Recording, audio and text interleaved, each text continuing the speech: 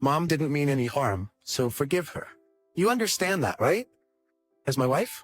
Looking back now, I remember that it was my husband who chose the date for our wedding. I remember feeling a shiver down my spine when I thought that from now on, all our wedding anniversaries might become a day for my mother-in-law, Flora. My birthday being Jason's wedding anniversary, this is not a filial piety. I'm happy, though. My husband and I had our first wedding anniversary, but it turned out to be a terrible day. I thought to myself that we didn't need an anniversary if it was going to be like this. My name is Esther, and I'm 26 years old. I work for a pharmaceutical company. My husband Jason and I met in college, where he was my senior. We dated, and after he started working and saved up some money, we moved in together when I started my job the next year. We got married a year after that, and my husband and I never fought, and he was helpful with household chores, so our relationship was harmonious. We had discussed having children once our jobs settled down, so we were not particularly in a rush and enjoyed our newlywed life. Then we welcomed our first wedding anniversary, but the anticipated celebration turned out to be a far cry from what we had imagined. What? We're going out on our anniversary? 6 months ago, we booked a hotel with a beautiful night view for our anniversary, but my husband is trying to leave the house 3 hours earlier than our reservation time, so I thought I got the reservation time wrong. We're going shopping with Mom until the hotel reservation time. Today is Mom's birthday, the most important anniversary of the year. Wait, today is our wedding anniversary? When I said that to my husband, he looked surprised. I know, but Mom's birthday is more important. Our wedding anniversary can be celebrated tomorrow at home, right? We're short on time, so let's go now. My husband said that and left without looking back. At that moment, I understood that the hotel I had reserved for our anniversary was taken over by my mother-in-law and realized that my husband was a mama's boy. I'm going back to my parents' house. I left a note for my husband on the dining table at home and went back to my parents' house. My husband hurried to bring me back. I was wrong. I can't do anything without you, Esther. Please come back.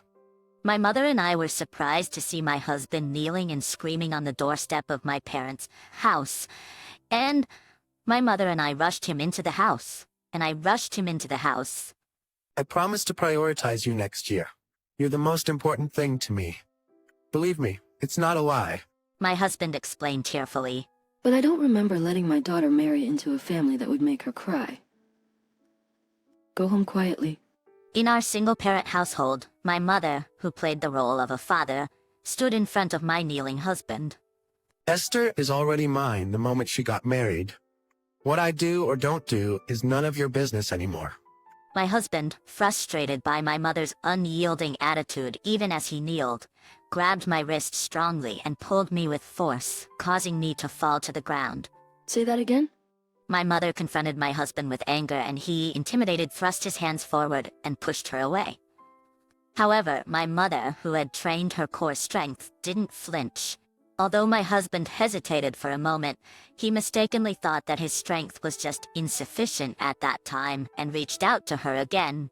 Yet my mother swiftly dodged his attack, grabbed the back of his neck, and threw him 2 meters away with one hand. My mother is small and short, but with tremendous strength, she blew away my husband who, in a humiliating posture, was left stunned and bewildered, not knowing what had happened, and even lost control of his bladder. It's no wonder he's surprised. My mother was a former wrestler. My mother achieved numerous accomplishments and was a well-known athlete in our hometown. However, she retired due to an injury, and now she runs a sports chiropractic clinic. She also supported me, her only daughter, to go to college. That mother at the wedding wore a long dress and appeared to be a plump, middle-aged woman at first glance. However, in the summer when she wore a t-shirt, some people were surprised by her figure. I had told my husband that my mother was a former wrestler, but since it was a career before I was born, neither of us knew that she was a full-fledged former athlete. Now my husband is suffering at the hands of my mother, right in front of me. My husband knelt again while crying and promised not to do anything violent or make me cry again, and my mother made him write a pledge. When I calmed down, I thought that he wasn't cheating or a gambler, and if I was the most important bride, I would try to believe in him again and return to the apartment. After that, we continued to live a peaceful life and we were able to save a little money, so my husband and I discussed whether to buy a house or have a baby, among other things. However, a completely different future awaited us than that plan. It all started when my father-in-law passed away, and unexpectedly, the idea of living together with my mother-in-law came up. While I was at work, I received a call from my mother-in-law saying that my father-in-law had collapsed and she needed me to come to the hospital immediately. I left work early and rushed to the hospital, but unfortunately my father-in-law had already passed away. My mother-in-law was sitting next to him looking crestfallen. When my husband saw my exhausted mother-in-law, he knelt down to me. I can't leave my elderly mother alone. So please let her move in with me. After seeing my husband pleading with tears, I couldn't just leave him like that. So I decided to consider positively living with my mother-in-law. To be honest, I understood that I was not welcomed as a daughter-in-law by my mother-in-law, so I was only anxious about living together. However, when I talked to my husband about my anxiety regarding living together, he would say every time, "You're cold. You're a heartless person." I wanted words from him that would dispel such worries. But every time I consulted with my husband about it, his response was always rebellious and even intimidating, saying things like, "Talking back to my parents." I also lost my father in a traffic accident when I was in high school, so I thought I understood the pain and sadness of losing a parent more than others. Therefore, I wanted to support my beloved husband. And without thinking of any inconvenience, I thought that as long as there is love, everything will be fine, and then things might change if we have a child. I followed my husband and decided to live together with my mother-in-law. My mother-in-law looks younger than her age, but she's far from being a lady of high character. She's more like a shrew, and I've always been uncomfortable with her, as we are completely opposite types of people.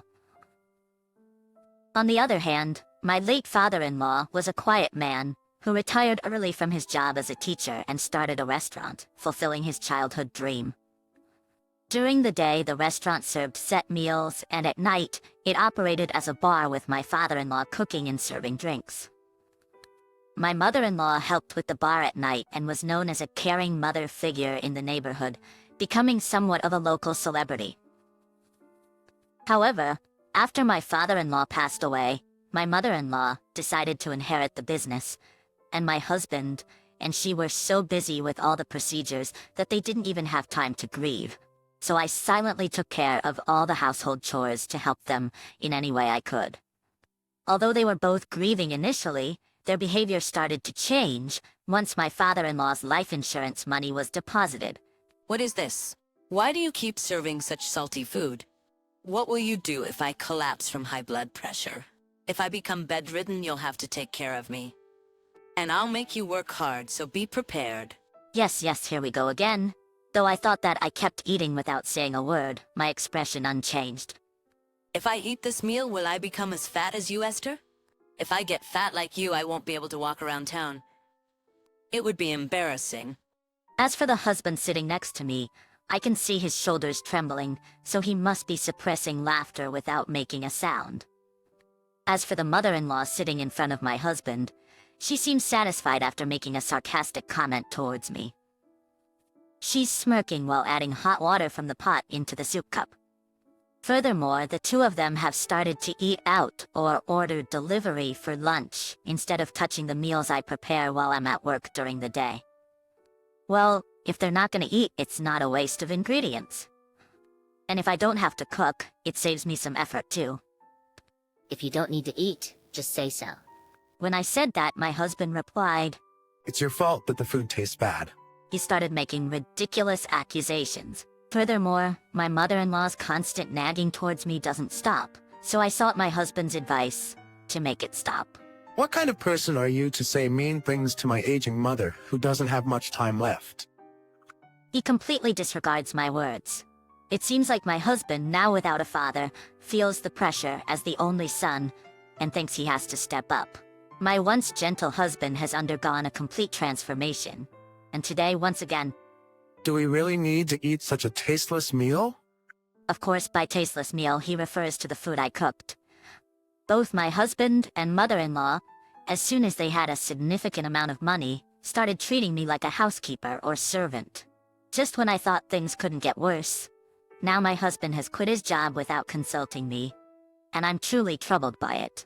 When I ask why he quit his job, trying to understand the reasons, he simply says, "Because I don't have to worry about retirement," completely ignoring anything else I had to say. As for my mother-in-law, she has been engaging in behaviors completely unsuitable for her, such as inviting luxury car dealers to our home despite not even having a driver's license, or going around looking at real estate for condominium investments. I've been worried that they might do something reckless or irresponsible, and they would make excuses using my father-in-law's grief as a justification for not working and increasing their frequency of going out to drink during the day. And they would make excuses using my late father-in-law's grief as a justification for not working and increasing their frequency of going out to drink during the day.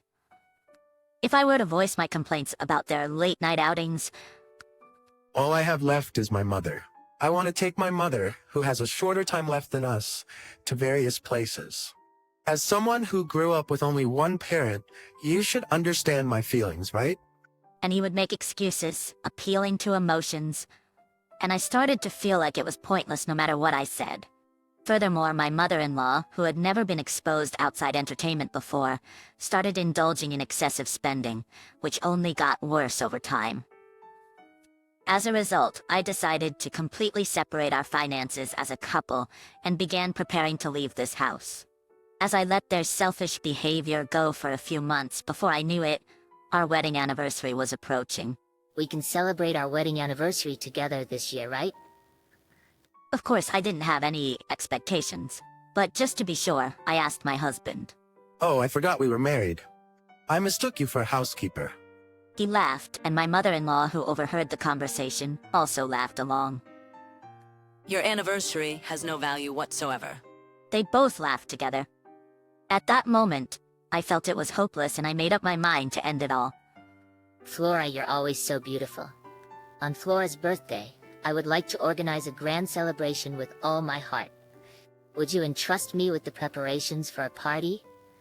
In terms of space, we have the bar that you inherited from your father, and we can invite the neighbors to make it a fantastic party. When I expressed my desire to celebrate my mother-in-law's birthday in an extravagant way, she became pleased and said, "Yes, I am a character loved by everyone. If we're gonna do it, let's do it grandly. Make sure it doesn't turn into a tacky party. I'm counting on you," she added, and with those words she entrusted the birthday party to me. I couldn't stop laughing when I imagined that day, which was both our wedding anniversary and my mother-in-law's birthday. I had been entrusted with the keys to the bar, which would serve as the venue, and I spent several days decorating the room. Even my mother-in-law, who occasionally came to check on the progress, seemed satisfied with the outcome. Once all these people join the party, they should understand just how cherished I am by my family, she said with a smirk. Seeing my mother-in-law in that state, I couldn't help but smirk as well. Our wedding anniversary turned into my mother-in-law's birthday celebration. The weather was perfect, and rumors spread that there would be free food and drinks. As a result, the bar became lively, reminiscent of the days when my father-in-law was alive. The birthday song played in the bar, and my mother-in-law looked delighted. Considering that the venue was a bar, and the lighting felt dim, and as the night grew late, I decided to switch on the ambient lighting. What? What? As the room started to become slightly brighter, small screams could be heard throughout the bar, which served as the venue. And then the scene inside the venue turned into something truly horrifying. Bugs. Yes, I had arranged for the venue to be filled with bugs for this special occasion. From the perspective of someone who dislikes insects, it would be nothing short of a scene from hell. I work in a department of the pharmaceutical company where we research insect repellents and medications effective against insects. Every day we engage in research and development to determine which insects can be targeted and which medications are effective against them. I borrowed eggs from the company's laboratory, raised them carefully myself, and timed their emergence for this day. I raised them with great care, ensuring their successful emergence. As someone who sees insects every day, and sometimes even nurtures them, the bugs flying around the room now appear to be my adorable children, celebrating their birth. From the chaotic scene that ensued, the customers began fleeing one after another, leaving only me, my mother-in-law, and my husband behind. With heavy breathing, my mother-in-law Flora asked me, "What are those disgusting bugs?" What are those disgusting bugs? Is it because you neglected to clean and left it unattended for so long that the bugs appeared? I informed her. The bugs I brought from the lab were specifically programmed for research purposes and unable to reproduce through mating. They were intentionally designed to have short lifespans, so after about a week they would naturally die off. However, my mother-in-law, overwhelmed by the disgust and the fact that her own birthday party had been ruined, was shocked and collapsed. What have you done? Concerned about his collapsed mother, my husband yelled at me and I responded, I don't know anything. It's because you neglected the important shop that my father-in-law left behind. That's why we ended up with this outcome. That day, as I recalled the trembling face of my fearful mother-in-law, I couldn't stop laughing. It brought a sense of relief to my chest. I thought that, by doing this, I had finally settled the score for the mistreatment I had endured from my mother-in-law in the past. However, little did I know, there was still more to come. The next day, my mother-in-law, instead of simply cleaning up the infested bar, came up with the idea of burning it down entirely. My mother-in-law couldn't forget the benefits of the insurance money she received when her husband passed away, so she came up with the idea that if the bar burned down, she could get rid of the pests and also collect the fire insurance money, killing two birds with one stone. And so in the middle of the night, she went to the bar and spread gasoline around. However, before she set fire to the house, a witness became suspicious of a middle-aged woman spreading something in the middle of the night and contacted the police. The police rushed to the scene and arrested my mother-in-law before she could set fire to the house. She was arrested for attempted arson rather than arson, and given her malicious intent to obtain insurance money, she was sentenced to imprisonment. I met my mother-in-law only once after she was arrested, and at that moment I said sarcastically to my mother-in-law, "Didn't you know that insurance won't cover it if you set fire to something?" My mother-in-law's face at that time was a look of bitter regret, and finally my heart felt clear. And for me, there was still revenge to be had against my husband. Even though my own mother had been through something like this, my husband didn't seem to care at all, and was lying on the living room sofa, relaxing. So I spoke up, Do you remember the contents of the agreement we wrote at my parents' house before? Since you couldn't keep your end of the deal, let's get divorced. And of course, I will be seeking compensation." I said that and handed my husband the divorce papers.